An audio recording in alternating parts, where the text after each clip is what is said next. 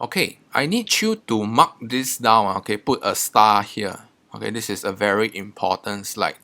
Okay, so it simply tells you that in the long run, your MC firm will be making normal profit.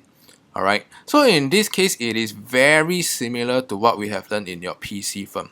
In the PC firm, okay, in the long run, you will make normal profit. So in the MC firm, you will also make normal profit. And the analogy is the same. Okay, because of low BTE, okay, when firms make supernormal profit in the short run, it will attract competitors, okay, sharks or competitors, okay. So when firms make subnormal profit in the short run, competitors will swim away to attack others. All right. So you can try to if you don't like the word sharks, you can replace it with competitors. But the idea is pretty much very intuitive. All right. You will attract competition to attack your industry. Okay, and to compete for your profit level because of low barriers to entry. Okay, low setup costs. Okay, and low exit costs. Okay, so since it's going to cost the other firms not much to set up or to exit. Okay, they are willing to compete for your profit level when you're earning supernormal profit, and they are willing to exit the industry when they are earning a subnormal profit. All right.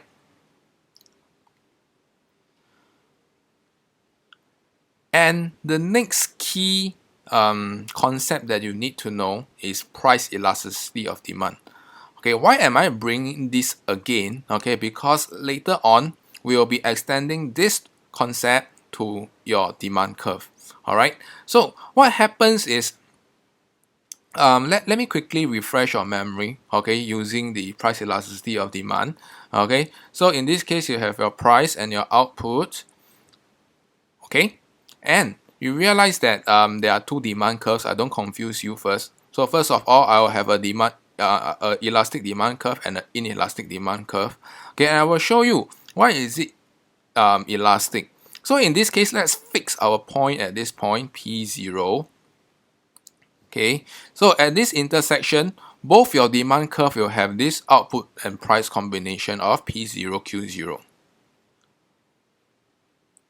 Okay, and if you can still recall the definition for price elasticity of demand, it simply tells you the responsiveness of quantity changes, okay, with respect to percentage change in price. Okay, so in this case, I want you to observe closely. Okay, when we reduce the price from P0 to P1, okay, at P1 you will see two different kind of output level under the demand curve. Okay, so at P1 you realize that the quantity for the inelastic curve when you reduce price has increased slightly. Okay, while under the elastic demand curve, when you lower price, the quantity is going to increase more than proportion. Okay, so in this case, why is this inelastic? Okay, it simply tells you that even though you observe a price change, okay, your quantity change will be lesser as compared to your price change under your inelastic demand curve. So it simply tells you that this particular good does not respond well to prices. Okay, and for the elastic demand curve, it simply tells you that when you reduce price, okay, you will have substantially more quantity consumed. Okay, and this is because your demand curve is elastic. Okay, and the key determinant, okay, for having a elastic or the inelastic demand curve, okay, it is your availability of substitutes. Okay, so in this case, for the demand curve, there is inelastic. All right, so even though when you reduce price,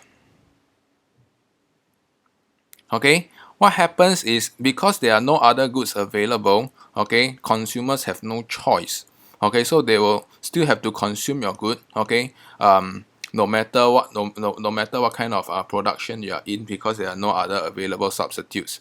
All right, but the example it is going to be more not more predominant when we talk about the elastic demand curve, meaning to say, okay, when you reduce price under from P0 to P1, what happens is because of a lot of substitutes, a lot more other consumers, okay, will be enticed by your price reduction, okay, and substitute away from their existing consumption to consume your good. Okay, so in this case, okay, when you are producing Lay's potato chip, okay, what happens is when you reduce price, a lot of people they are consuming Pringles, okay, Jigs, okay, and other kinds of potato chip. They are more likely to consume to substitute away from their existing consumption to consume your goods and services because, okay, because of the amount of substitutes available. Okay, so this is this concept is better to explain using elastic demand curve.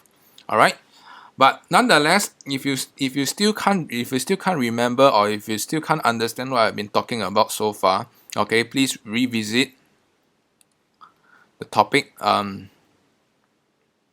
PED. Okay, it is actually well explained over there. Okay, and let's take a quick break. Okay, when we are back, we'll be looking at the various shift of the monopolistic competition firm. Okay, the adjustment from short run to long run. All right, thank you.